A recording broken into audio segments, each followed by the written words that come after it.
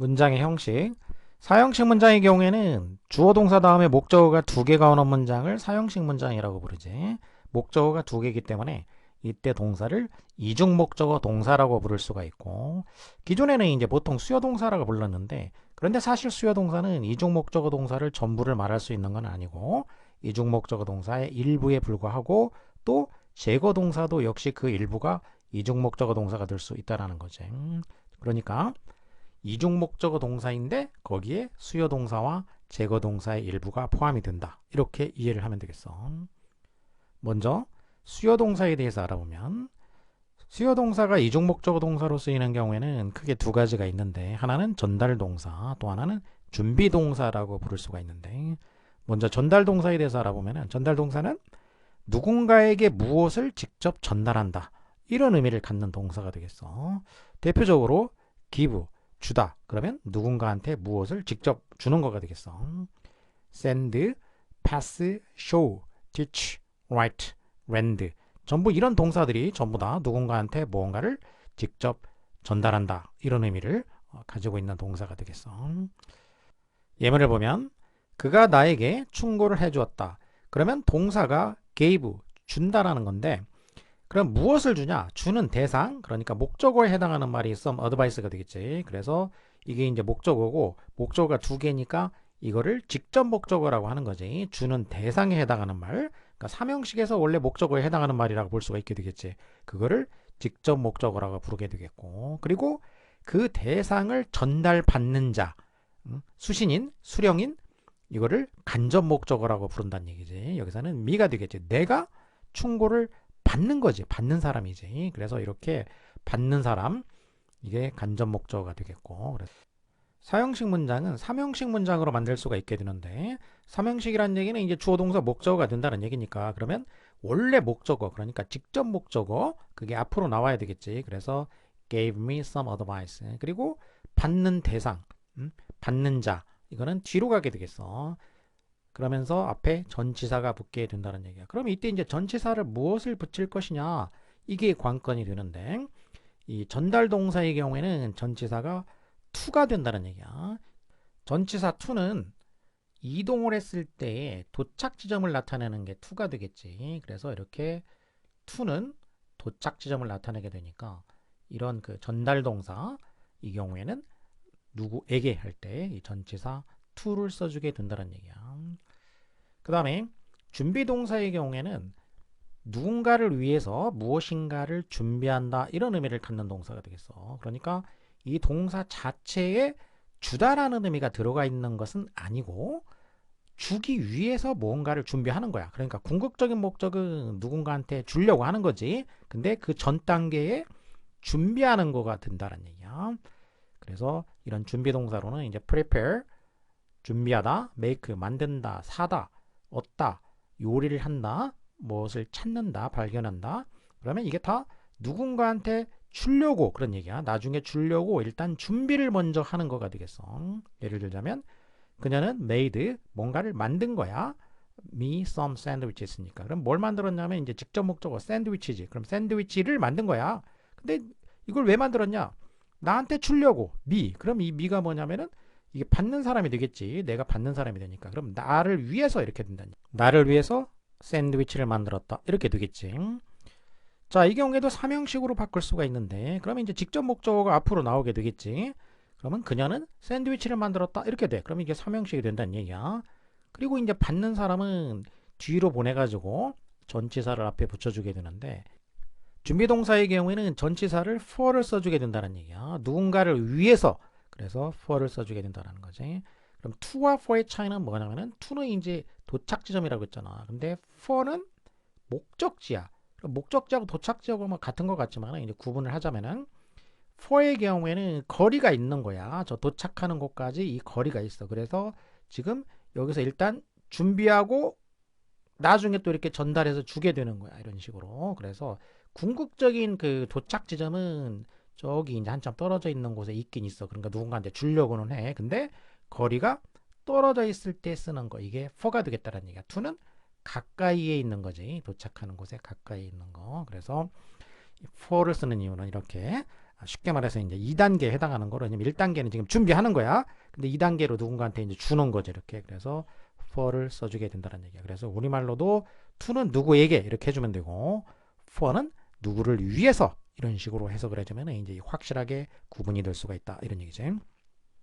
자, 이번에는 제거 동사가 이중 목적어로 쓰이는 경우에 대해서 알아보면, 수요 동사는 주체가 준단 말이야. 그러면 누군가에게 무엇인가를 준다 이렇게 되겠죠. 그러니까 이 무엇인가를 이 누군가에게 이렇게 준 거지. 이 주체가 준 거야. 주체가 이 무엇인가를 누군가한테 주었단 말이야. 이게 수요 동사인 거고. 그러면 제거 동사는 반대로 이 주체가 이 무엇인가를 누군가로부터 뺏어오는 거야. 이렇게 제거하는 거지. 주는 게 아니고, 여기는 수요 동사는 이렇게 이제 줬단 말이야. 주었는데 이 제거 동사는 반대로 누군가로부터 무엇인가를 이렇게 뺏어왔다, 제거했다, 이렇게 생각을 하면 되겠어. 그런데 이 제거 동사의 경우에도 이제 이중 목적어가 사용이 되는 경우가 있다는 얘기야. 첫 번째 경우에는 이제 요구 동사. 요구 동사는 누군가로부터 무엇인가를 요구한다 이렇게 되겠지. 그러니까 누군가에게서 무엇인가를 요구하는 거니까 뺏어간다는 얘기잖아. 쉽게 말하면 제거 동사. 자, 대표적인 동사로는 이제 ask가 있게 되겠고, 또 demand나 require, 이게 전부 다 요구하다 이런 의미가 되겠지. 자, 예문을 보면은 내가 당신한테 부탁을 하나 해도 되겠습니까? 자, 이런 표현이지. 그러면 이 경우에는 내가 호의를 베풀어 주는 게 아니고 이 you라는 이 간접 목적어인데, 이 간접 목적어로부터 favor를 가져오는 거잖아. 여기서 뺏어오는 거잖아. 그러니까 제거하는 거지. 주는 게 아니라 오히려 호의를 이 사람으로부터 가져오게 되는 거, 제거하게 되는 거지. 그래서 이런 걸 이제 제거 동사라고 하고, 그 중에 ask니까 이거를 갖다가 이제 또 요구 동사다 이렇게 부른 거지. 당신에게 부탁을 하나 해도 되겠냐. 그럼 이 경우에도 이제 삼형식으로 바꿀 수가 있게 되는데, 그러면 직접 목적어 favor가 앞으로 나가지. 그러면 부탁을 내가 한다 해도 되겠냐 이런 얘기가 되겠고, 그리고 간접 목적어가 이제 뒤로 가게 되는데, 이때 전치사는 뭐가 붙냐면은 요구 동사의 경우에는 전치사가 of가 붙게 된다는 얘기야. 그러면 이때 이제 of는 왜 붙냐? 이게 제거 동사가 되니까 이 you로부터 favor를 가져가게 되는데, 그런데 이제 이때 you는 의미상으로 단순히 생각하게 되면은 이게 이제 from처럼 되지. 누군가로부터 가져가니까 이 from처럼 생각이 드는데, 근데 from을 쓰지 않은 거는, of라는 거는 사실은 이중의 의미가 있다라는 걸 알아두면 되겠어. 자, of는 기본적으로 이제 제일 많이 쓰는 게 이제 소유지. 소유, 소속. 그러면 누군가가 이제 가지고 있을 수가 있는 거야. 근데 그 가지고 있는 거를 갖다가 거긴가로부터 가져와, 뺏어오는 거지. 뺏어오는 거. 그럼 이게 이제 제거가 되겠다는 얘기야. 그래서 이 of는 소유와 제거, 또는 뭐 그 소유와 박탈이라고 할 수도 있게 되겠지. 그런 양면적인 의미를 동시에 지니고 있는 전치사가 되겠다라는 거, 이걸 알아두면 되겠어. 나중에 이제 이 of의 이런 의미를 이용해서 다른 표현들도 또 이제 배우게 되니까, 이렇게 of는 양면적인 의미를 지니는 것이구나. 그래서 여기서 당신에게 내가 부탁을 해도 되겠냐 이럴 때 우리말로는 에게가 되겠지만, 사실상 내용은 당신으로부터 이 호의를 내가 좀 가져와도 되겠냐는 얘기야. 그러면 당신이 나한테 호의를 베풀어 줄 수 있겠냐. 그래서 크게 봤을 때 제거 동사에 속하게 되겠고, 그 중에서 이제 요구 동사, 그리고 이때 of라는 거는 어디에 속해 있는 거니까, 거긴가로부터 가져오는 거니까 이제 기원을 나타내는 말이라고 생각하면 되겠어. 그 다음에 제거 동사 중에 취득 면제 동사라고 부를 수 있는 동사가 이중 목적어를 취할 수 있게 되는데, 누군가로부터 무엇을 취득한다, 가져오는 거지. 가져와서 갖는 거고, 무엇을 면제한다, 가져와서 갖는 건 아니고 없애주는 거야. 자, 이런 식으로 제거 동사 중에서 취득 면제 동사가 있는데, 이 경우의 특징은 뭐냐? 목적어가 두 개가 오는데, 이 경우에는 간접 목적어, 직접 목적어가 아니고 둘 다 직접 목적어가 된다는 게 특징이 되겠어. 자, 그러면 그런 동사들이 뭐가 있냐면은 take, 시간이나 노력이 들어간다는 얘기야. 그러니까 시간이나 노력을 뺏어간다는 얘기지. 그다음에 cost, 비용이 들어간다는 얘기니까 비용을 뺏어가는 거야. envy도 원래 의미는 누군가가 가지고 있는 어떤 측면을 샘내 가지고 이렇게 뺏어오는 거였단 말이야.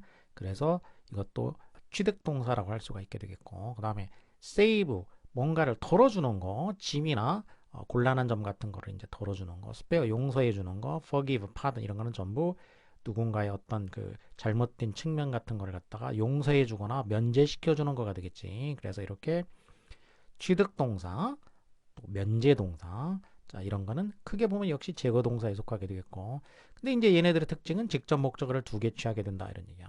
예를 들자면 그 일은 take 들어가게 한다는 얘기야. 누구한테 뭘 들어가게 하냐? 나한테 another week 일주일이라는 또 시간을 들어가게 만든다는 얘기. 그러면은 그 주체 그 일이지. 이 일이 나에게서 그 일이 나한테서 일주일이라는 시간을 뺏어가는 거잖아. 응? 일주일의 시간을 뺏어가게 되는 거지. 그러니까 제거 동사가 되겠고, 이때 be 목적어, another week도 목적어인데 이 경우에는 간접 목적어, 직접 목적어가 아니고 둘 다 직접 목적어다. 이렇게 생각하면 되겠어. 이 경우에는 둘 다 직접 목적어이기 때문에 목적어 순서를 바꿔서 삼형식으로 만들 수가 없다는 얘기야.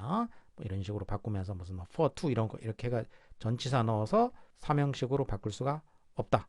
삼형식 전환이 불가능하다 이렇게 알아두면 되겠어. 자, 정리를 하자면은 사형식은 목적어를 두 개 취하는 문장이 되겠는데 거기에는 이제 수요동사와 제거동사의 일부가 포함이 된다. 그러니까 수요동사 이런 식으로 부르지 말고 이중 목적어 동사다 이렇게 부르면 되겠어. 그리고 거기에 수요동사와 제거동사의 일부가 포함이 된다. 사실 수요동사 중에도 사형식이 아니라 삼형식으로만 쓰이는 그런 수요동사들도 있고 하니까 정확한 이해를 위해서 이중 목적어 동사다 이렇게 알아두면 되겠어.